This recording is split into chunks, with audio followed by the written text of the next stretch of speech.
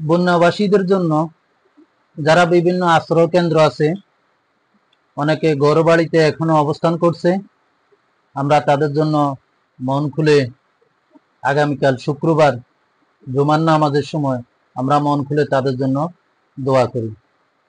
আর যারা ত্রাণ সামগ্রী মানুষের বাসা বিভিন্ন ঘরে বাড়িয়ে গিয়ে গিয়ে রাত দিন 24 ঘন্টা এই ফানের ভিতরে কষ্ট করে যাচ্ছে, তাদের জন্য আমরা দোয়া করি।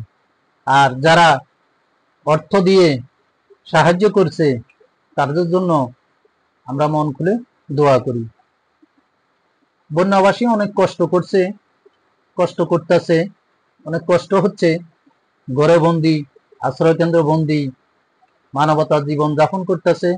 তাদের চেয়ে আমরা যারা ভালো আছি, সুস্থ আছি, সবাই বলি আলহামদুলিল্লাহ। আমরা বন্যাবাসীদের জন্য দোয়া করি, মন খুলে দোয়া করি, আল্লাহ পাক রব্বুল আলামিন অতি দ্রুত যেন পানিটা কমিয়ে দেয়। কিছু কিছু জায়গা কিছু আওয়াজ পাওয়া যাচ্ছে, একটু একটু একটু একটু পানি কমতেছে, আরো কমে যাবে।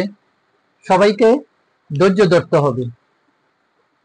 আল্লাহ রব্বুল আলামিন পানি কমিয়ে দিবে, সে পর্যন্তই সবাই ধৈর্য ধরে যে যেখানে আছেন, যে অবস্থাতে আছেন, ভালো থাকবেন, ধৈর্য ধরবেন।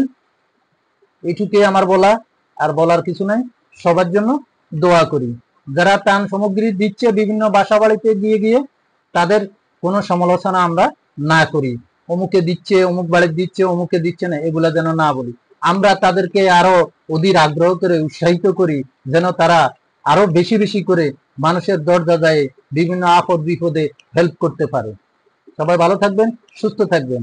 আসসালামু আলাইকুম ওয়া রাহমাতুল্লাহি ওয়া বারাকাতুহু।